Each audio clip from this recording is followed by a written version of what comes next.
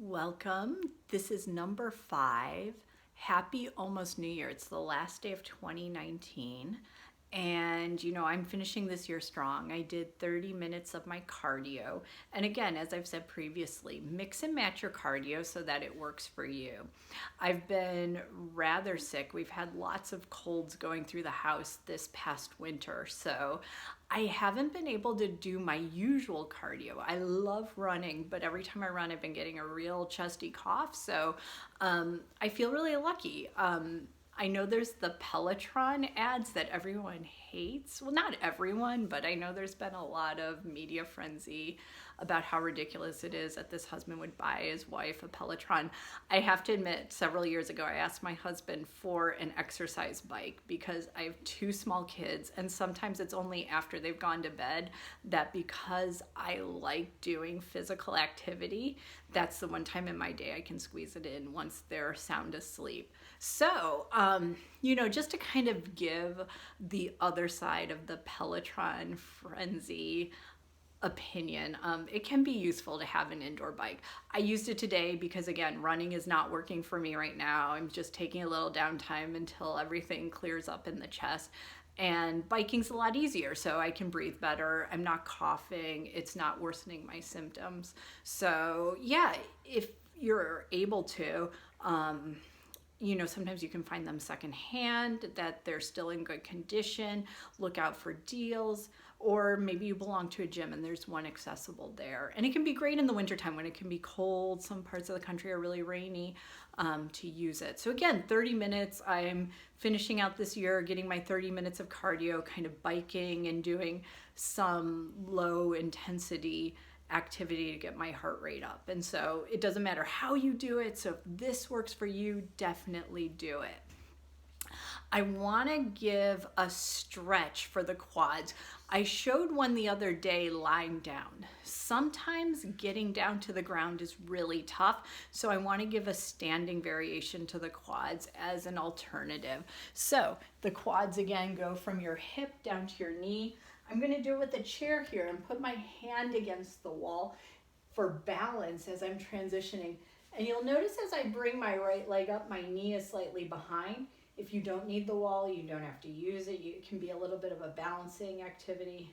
And I'm going to start my timer for 45 seconds here. And you'll notice this knee is behind the other one. I'm using my abdominals to lift the front of my pelvis to really engage here. Breathing so that I get the stretch in the front of the leg. If you don't feel it, if you're really open, you can always bend the knee to just get a little extra stretch.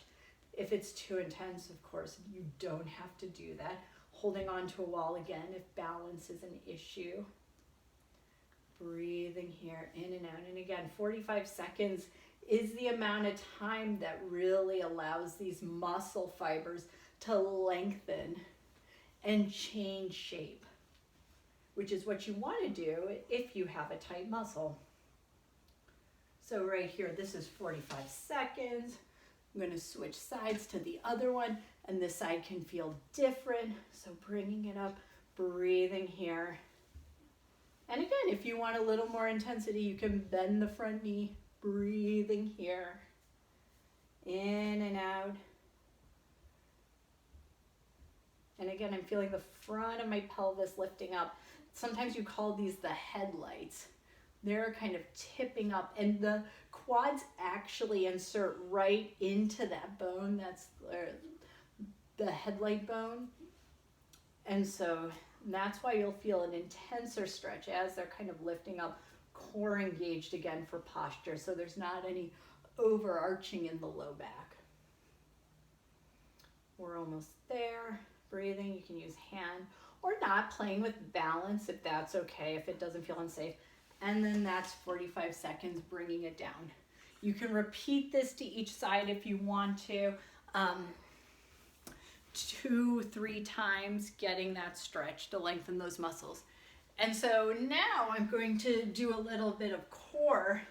We did the arms before, engaging the core, finding that engagement of the abdominals here, setting them so it's a neutral spine. And then from here, I'm going to let the one knee lift up And then the other knee, hands can rest down, keeping a neutral spine as I'm letting my legs march in almost a walking fashion, back and forth. Breathing here. So I'm feeling as I engage and keep stability in my core that my legs are able to be free to move. There's different strength levels. This is kind of early in the series that I'm doing. If this is too intense for you, you can either do heel lifts, kind of pointing the toes back and forth, or you could do toe lifts, which are really good to make sure that you're not catching a toe on the ground, working those muscles in the front of the legs, back and forth. And again, if it's okay, you can go up marching. If your legs don't go as high as mine, that's okay. Like maybe it's a little bit lower. That's absolutely fine, but I want you breathing. I don't want your low back moving every which way. And again, with any of these moves, if there's pain or discomfort, if it doesn't feel right, stop, find someone to problem solve. Ask a professional. So these are a couple moves to just finish out 2019. I look forward to sharing more as the new year comes around and seeing you in 2020. Happy New Year, everyone.